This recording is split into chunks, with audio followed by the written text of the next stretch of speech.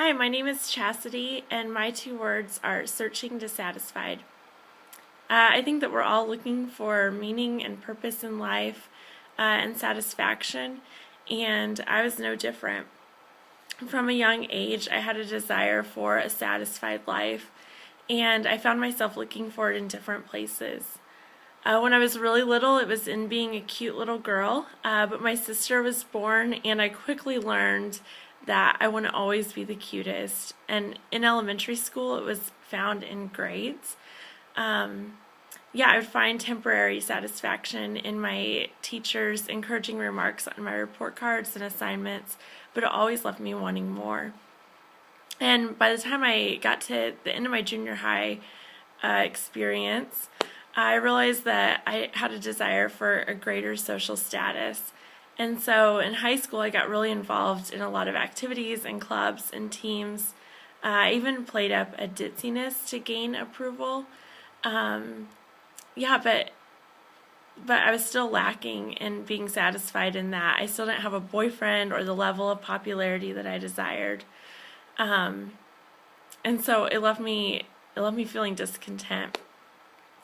So as I graduated high school, I started thinking that maybe satisfaction and contentment would be found in alcohol. So I started drinking and getting drunk regularly at that point. And while I would say that I was having a lot of fun, I knew it really wasn't as much fun as I was saying that it was. And if anything, it unnerved me in a lot of ways. While I was looking for other things to satisfy me, like grades or beauty or popularity or achievements, I at least felt good. I felt like a good person. But when I was drinking, I was not only discontent, but I saw a side of myself that was usually more controlled and subdued. I would say hurtful things to my friends. I was thoughtless of those around me. And there were many nights that had opportunity presented itself, I would have slept with guys at these parties. And so this image I had of myself as a kind and moral girl was shaken quite a bit. Now, from the time that I was little, I had heard about God. I would even say that I loved God. I would pray and read stories about Him. I went to church regularly and to youth group, and in the summers, I would, go on mission trips. Yet it wasn't until the fall of my freshman year at Ball State that I began to wonder if there was something more about God that I hadn't understood all of these years. If there was something missing, and that's why I was discontent. And so I went to this event on campus where I heard someone explain to me why Jesus had to die for my sins. Now, I'd heard that phrase a lot, Jesus died for my sins, but I didn't really know what that meant. What did that mean that He did that?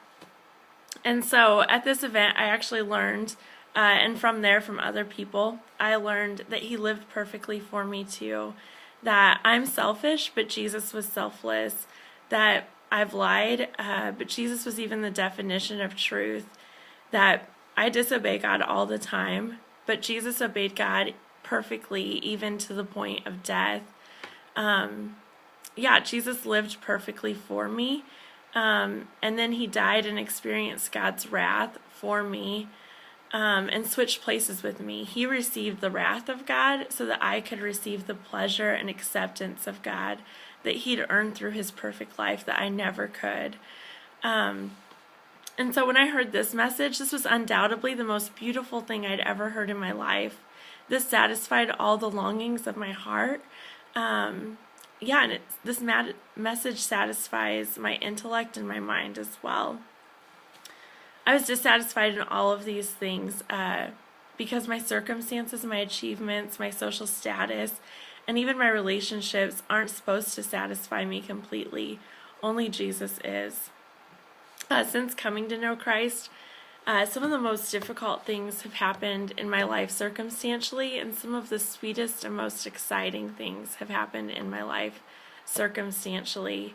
But whether difficult or exciting, yeah, since coming to know Christ, I've experienced freedom in actually living life, having found what truly satisfies.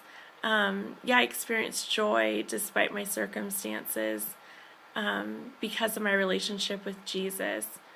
And I can still find myself trying to find satisfaction in other things, but I always have an appetite for more.